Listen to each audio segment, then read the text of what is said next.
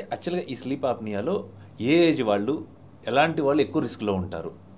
Sleep యాప్నియాకి risk ఎవరికి ఉంటుందంటే మీరు అన్నట్టు ఏజ్ మోర్ దెన్ 50 ఇయర్స్ ఉన్నవాళ్ళు, దాంతోపాటు మేల్ అంటేనే రిస్క్.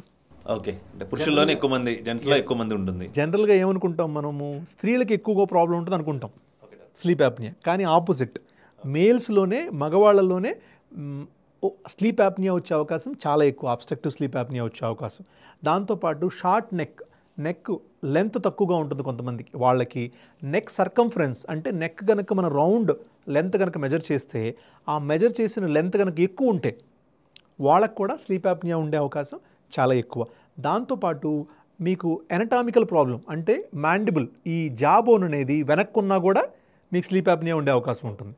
దాంతోపాటు పెద్దగా టంగ్ ఉంటుంది కొంతమందికి, టంగ్ చాలా పెద్దగా ఉంటుంది.